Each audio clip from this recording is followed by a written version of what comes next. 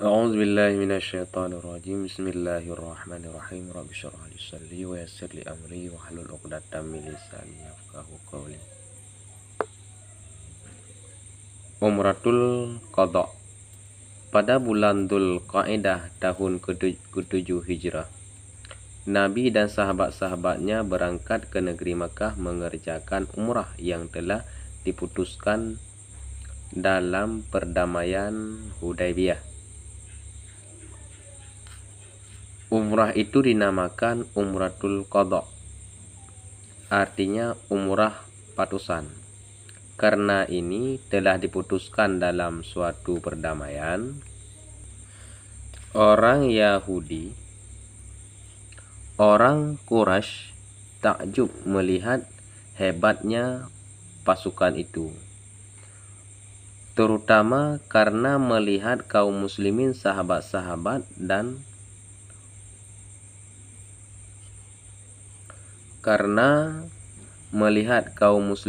sehat-sehat dan kuat-kuat berlari-lari tawaf di keliling Ka'bah. Sedangkan sebelum itu mereka mendengar berita bahwa kaum muslimin lemah-lemah karena diserang penyakit. Mekah ditaklukkan pada tahun ke-8 Hijrah. Orang musyrikin Mekah melanggar perjanjian Hudaybiyah. Mereka menolong suku Bani Bakir yang memerangi suku Bani Khuza'ah. Sedang Bani Khuza'ah adalah suku Arab yang telah berpihak kepada Nabi. Berangkatlah Nabi dengan 10.000 orang pengikutnya pada pertengahan bulan Ramadan menuju negeri Mekah. Kota itu dimasuki dari 2 penjuru, dari sebelah atas di bawah pimpinan Nabi dan dari sebelah bawah dipimpin oleh pahlawan Khalid bin Walid. Kota Mekah dimasuki dengan tiada perlawanan kecuali pertempuran kecil pada pihak Khalid bin Walid karena musuh menjawab melawan, sehingga orang Mekah terbunuh 24 orang dan pihak Islam 2 orang. Menghapuskan berhala. Ketika Nabi memasuki Mekah, di keliling Ka'bah terdapat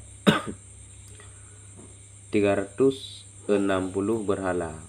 Semuanya itu lalu ditiadakan. Kemudian diperintahkan pula menghapuskan berhala-berhala di tempat-tempat lain. Dan mulai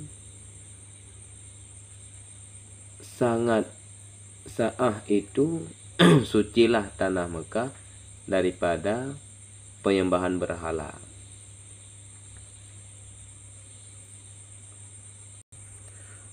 Pemberian umpan. Setelah Nabi mengerjakan tawaf, orang berkumpul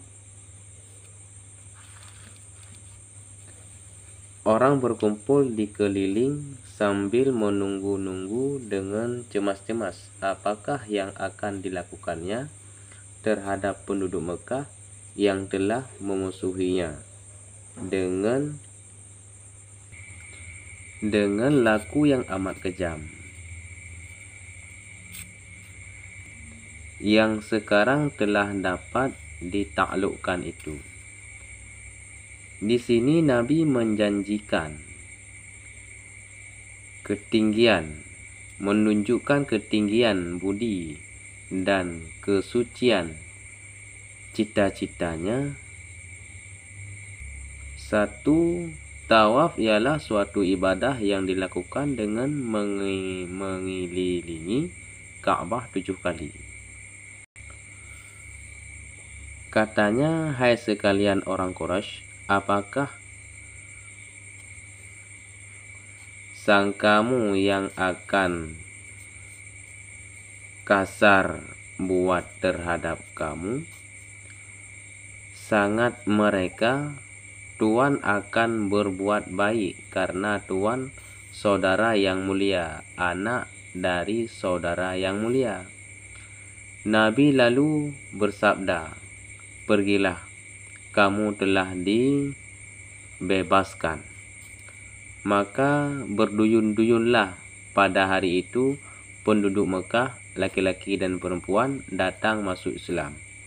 Ketika Nabi sedang di Mekah itu, orang Arab suku Hawazin dan Saqif di sebelah Taif bersiap-siap hendak datang menyerang. Nabi lalu berangkat dengan tentara 12.000 orang. Maka terjadilah perang Hunain dan Taif seperti yang telah diceritakan di atas. Tahun utusan. Pada tahun ke-9 Hijrah, setelah Mekah ditaklukkan, tiada berhenti-hentinya lagi utusan dari berbagai suku Arab, jauh dan dekat, datang menyatakan masuk Islam. Kemudian masing-masing mengajak kaum keluarga di tempatnya memeluk agama ini pula. Tahun ini dinamakan tahun utusan. Demikianlah agama Islam telah berkembang dengan amat cepat. Diterima orang di mana-mana dengan tulus dan ikhlas. Pada saat tiada lagi ancaman dan paksaan dari musuh-musuhnya, karena telah nyata kepada mereka kebenaran dan kebaikan pengajarannya. Perang Tabuk. Pada bulan Rajab tahun ke-9 Hijrah, sampai berita kepada Nabi bahwa bangsa Rom telah berkumpul di negeri Syam hendak menyerang kota Madinah. Waktu itu musim kemarau dan kaum muslimin sedang amat kesusahan.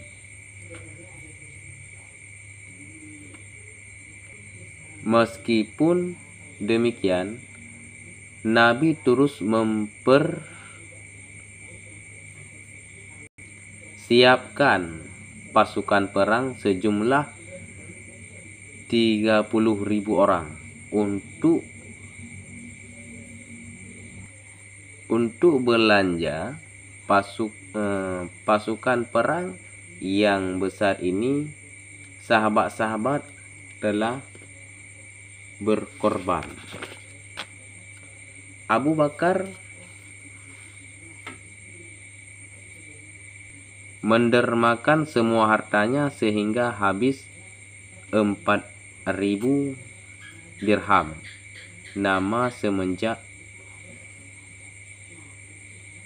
semacam uang perak. Umar mendermakan seper-2 hartanya. Utsman bin Affan mendermakan 10.000 uang emas, 300 ekor unta dan 50 ekor kuda. Sahabat-sahabat yang lain mendermakan dengan jumlah yang besar menurut kesanggupan masing-masing. Perempuan-perempuan mendermakan perhiasannya. Demikianlah mereka berkorban membela agama Islam. Setelah pasukan ini sampai ke Tabuk, tiada berjumpa dengan musuh. Di sana Nabi mengadakan perdamaian dengan kepala-kepala suku Arab, kemudian kembali ke Madinah. Abu Bakar mimpin haji. Pada akhir bulan Dzulqa'dah tahun ke-9 Hijrah, Nabi menyuruh Abu Bakar memimpin rombongan orang yang hendak mengerjakan haji dari Madinah, semuanya berjumlah 300 orang. Kemudian menyusuli Ali bin Abi Thalib untuk menyampaikan pemberitahuan kepada orang banyak bahwa sesudah tahun itu tiada dibolehkan lagi seorang jua pun orang kafir turut mengerjakan haji. Haji perpisahan. Pada akhir bulan Dzulqa'dah tahun ke-10 Hijrah, Nabi Muhammad berangkat mengerjakan haji dengan 90.000 kaum muslimin. Haji ini dinamakan Haji Wada, artinya perpisahan. Sesudah itu tiada lagi Nabi mengerjakan haji. Pada waktu mengerjakan haji tersebut, ia telah membayangkan perpisahannya dengan umatnya. Pada waktu itu diturunkan kepadanya ayat Quran yang menyatakan bahwa agama Islam telah disempurnakan, yaitu Al-yawma ya'isal ladzina kafaru min dinikum fala takhshawhum wakhshawni. Al-yawma akmaltu lakum dinakum wa atmamtu alaikum ni'mati wa raditu lakumul Islam madina. Artinya pada hari ini telah putus asa orang-orang kafir menarik kamu daripada agama kamu. Sebab itu janganlah kamu takut kepada mereka dan takutlah kepada aku. Pada hari ini telah kusempurnakan bagi kamu agamamu dan telah kucukupkan atas kamu nikmatku dan telah ridha aku Islam itu menjadi agamamu. Khutbah Haji Wada. Umat yang berpuluh-puluh ribu itu Nabi telah berkhutbah. Di antaranya, 1. Hai manusia, dengarlah daripadaku, kuterangkan kepadamu, karena tiada ku ketahui apakah aku akan berjumpa lagi dengan kamu sesudah tahun ini di tempat ini. 2. Hai manusia, sesungguhnya orang mukmin itu bersaudara. Tiada dihalalkan bagi seorang harta saudaranya kecuali dengan senang hatinya. 3. Hai manusia, sesungguhnya Tuhan kamu satu. Datuk kamu satu. Semua kamu dari Adam, dan Adam itu dari tanah. Orang yang sangat mulia di antara kamu pada sisi Allah ialah orang yang sangat takut kepada Allah. Tiada lebih bangsa Arab daripada yang lain kecuali apabila mereka takut kepadanya. 4. Janganlah kamu kembali menjadi kafir kemudian daripadaku, yang sebahagian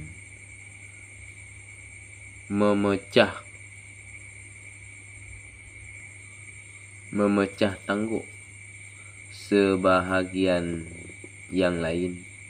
Kutinggalkan pada kamu kitab Allah yang apabila kamu berpegang teguh padanya. Tiada akan sesat kamu kepada kemudian. 5. Hendaklah yang hadir di antara kamu menyampaikan kepada yang tiada hadir.